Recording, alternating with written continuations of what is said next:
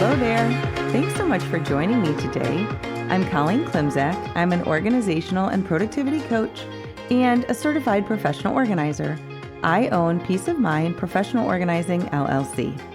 Since 2003, I've been helping my clients live better lives through organizing and organizational and productivity coaching. I support my clients and my community with coaching, in-person and virtual organizing, my weekly podcast called Your Organized Life with Colleen Klimczak, a free weekly virtual productivity session called Finish Line Friday, a free weekly email newsletter, and regular content on Facebook and Instagram. I also offer presentations and professional development to groups and companies. And coming soon, I will be launching a membership circle to support my community with even more coaching and productivity content. Want to finish strong this week? Join me for Finish Line Friday every Friday morning at 9 a.m. Central for a 2-hour productivity session. Drop me an email at colleen@peaceofmindpo.com to request my Zoom room link or follow the Zoom room link on my Instagram or Facebook pages. A few weeks back, I was asked to create content for a spring professional development session at a local community college. And the theme for the day is summer camp and preparedness. And you may not know this, but I am singularly qualified to talk about summer camp and preparedness.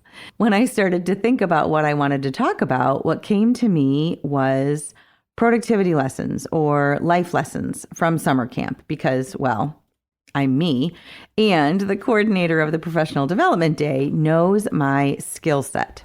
So why am I singularly qualified for this? If you are reading or listening to this content, you know that I talk about productivity and time management and life management. And what you may not know is that I was the Cub Master for our local Cub Scout pack for many years after being a Scout mom and a pack leader for years before that. So I know a lot about camp, at least from the parent and leader perspective. So let's have a little fun today. Since June is just around the corner, let's open up to how we want our summer to roll out. We can learn a lot about productivity and life from summer camp, even if we aren't going to camp ourselves. So the first lesson we can learn is the importance of being out in nature. There is a concept called green therapy. It's an acknowledgement that we all feel better when we spend at least a little time in nature or have the influences of nature around us.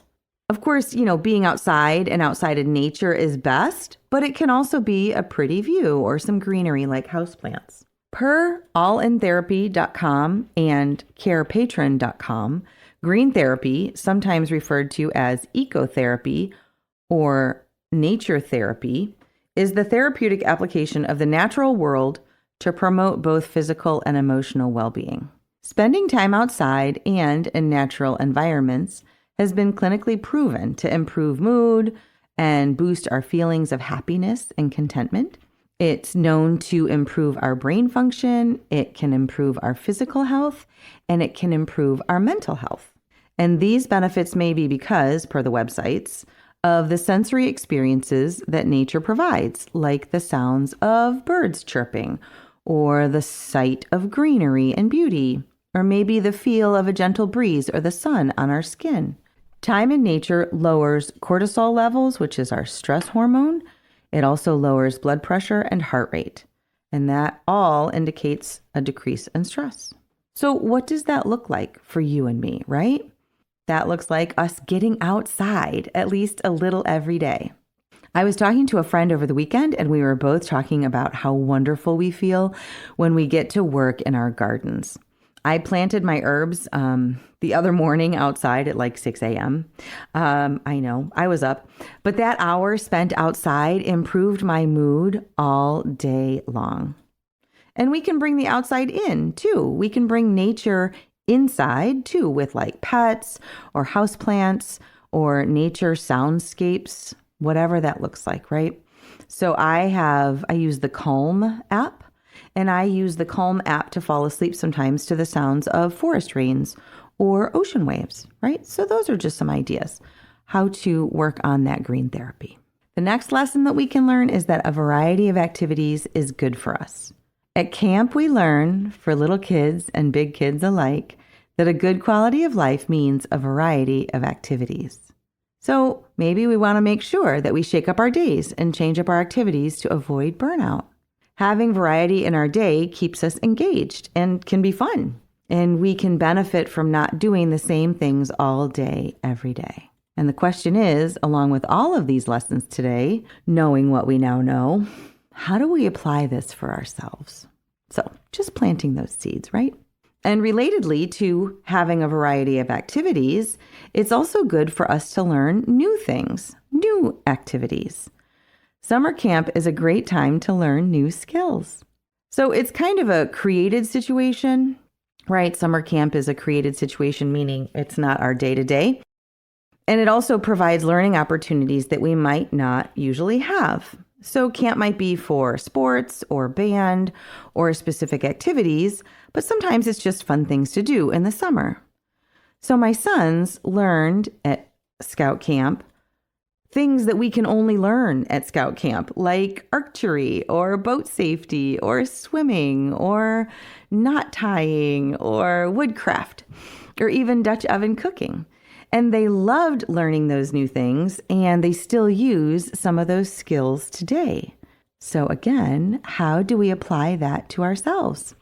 This week, you could think about something you'd love to learn more about or would love to learn how to do, and maybe check out local resources or on YouTube to learn something new this summer. For example, we were at a music festival yesterday, and I was inspired by a ukulele band. They were so cool.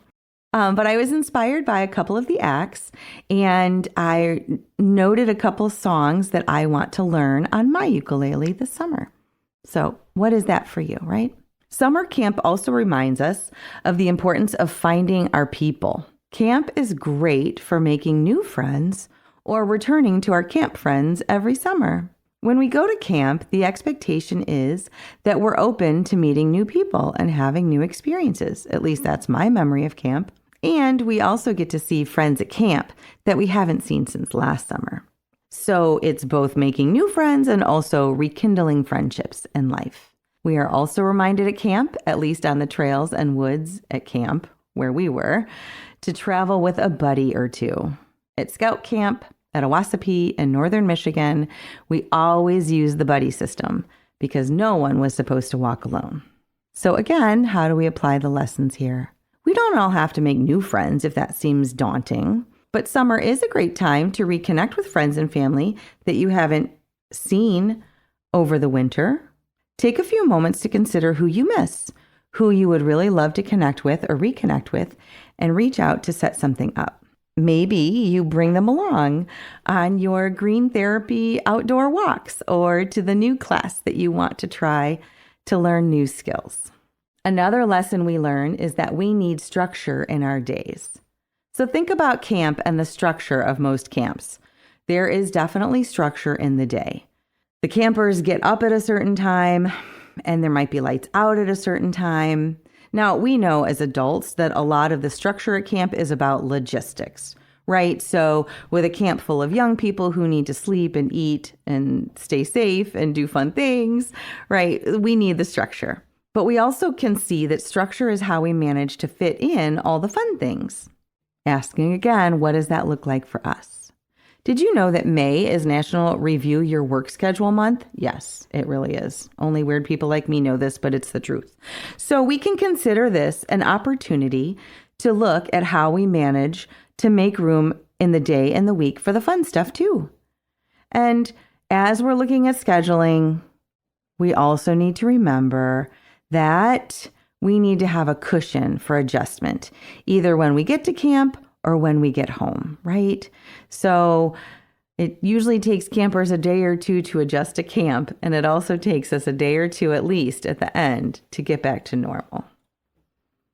One thing we can remember, though, as we're looking at maybe moving our routines around and our structure, is that needs don't change, because camp reminds us also that needs don't change. Even when you're at camp, regardless of what my little Cub Scouts and Weeblos thought, You still have to go to bed and you have to sleep. You still have to eat food and respect your allergies. You still have to take a shower and take care of basic hygiene, like I said, regardless of what my young charges believed. Because yes, I was at camp too. I slept in a tent one year and a cabin a couple other years. So yes, I did. And camp and life remind us that needs don't change.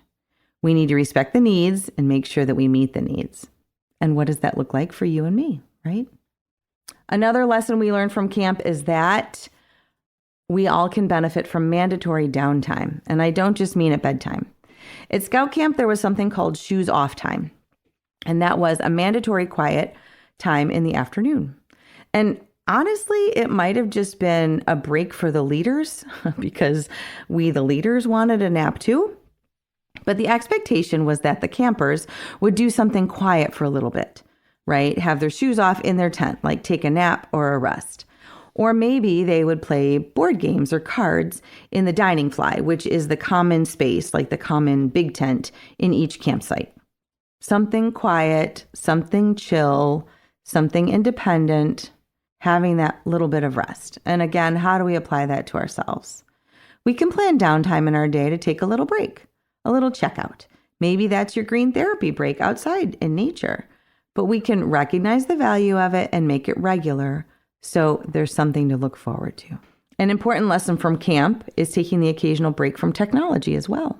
When I started to write this, there was a text exchange from my family, and my oldest brother had left his phone at home. I could put that in quotation marks, I suppose.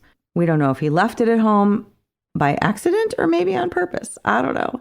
So my sister-in-law texted that if we needed them to just text her because they were together at a high school baseball tournament, and he wouldn't answer. And it did make me remember that a secret to success at camp for my boys was that technology was not allowed. Cell phones were supposed to be off and put away. Honestly, with the younger scouts, some of them didn't have phones yet anyway, but the older kids weren't supposed to have phones on them. And honestly, for the longest time, there was absolutely no signal where we were in northern Michigan. So even if you had a phone, it didn't do you much good. But the point was to intentionally step away from technology once in a while. Sometimes we need to do that, and that is where the real relaxation can happen and the real connection with others can happen, and with ourselves. All of those things can happen maybe when we don't have the distraction of technology. And finally, it was scout camp after all. So the last lesson is to be prepared. Whether you are traveling to camp or anyone else is this summer or traveling anywhere else, having a standard packing list is going to help. Yes, a list. There are some things that we need to pack with us no matter what, regardless of our destination. And it's so easy in the moment to forget an item or two. Now, forgetting something might just be a nuisance, like maybe you have to stop and buy sunscreen when you get to the beach instead of, packing it. But it could also be something more dire, like forgetting necessary medications. So I'm not going to go too deep into this because there are thousands of packing list suggestions and templates online, so just Google them. But I do recommend personalizing your own list for yourself and for your situation. I've talked about this in the past, but refine your toiletries in your kit. And if you travel often, leave it packed. Since we're talking about summer, I also recommend, bringing bug spray and Benadryl, packing a first aid kit, and packing sunscreen and also after sun lotion, right? We want to be prepared, but sometimes things still happen. And then a few actual clothing packing tips. Yes, we can take life tips from packing for camp. At camp, everyone dresses the same. So we can also extrapolate that when we travel, let's be honest, we may never see the people that we see when we travel. We may never see them again. So lower your variety standards, but not your hygiene or self-respect. So yeah, we don't have to impress people. We can just pack, right? One thing I recommend is to pick a color scheme for travel. For example, I like most shades of blue. And for summer, most of my bottoms are neutrals like gray or khakis or blue. So I can mix and match with a variety of tops and accessories, right? So stick with a color scheme and you'll find you need to pack less overall. Something that came up just yesterday with friends, use packing cubes. Oh, they really are the best. And you can get really expensive ones from a luggage company, or you can go on Amazon and get a set of 4 for $20. But they really do just make life so much simpler when you travel. Something that we did for the kids at camp was rolling their clothes or packing their outfits together. And that takes up a lot less space and also leaves decision-making out of the mix, which can be helpful. Finally, of course, check the weather where you're going and adjust your packing list accordingly. Consider your contingencies. So, to recap, what lessons have we learned from camp that can help us to be more productive and happier and successful this summer? The first is the importance of being outside in nature. We've also looked at how a variety of activities is good for us and that learning new things can be fun. We've also been reminded that we need to find our friends. We need to build and maintain friendships and a community that supports us. We were reminded that at least a little structure in our days helps us make room for the important and fun stuff. And yet, we need to make sure that we make room for our needs because needs don't change. We were also reminded to take a break once in a while, including a break from technology if possible. And then we looked at some packing tips, right? We really can learn from every experience, and we can learn about productivity from every experience as well, and getting the right things done. That is, after all, what productivity coaching is all about. If it's time to invest in yourself and explore coaching for organizing and productivity, I would love to hear from you. Drop me a line via email at colleen@peaceofmindpo.com or message me through my social media platforms like Facebook, Instagram, or LinkedIn. Thank you so much, and I will talk to you next week.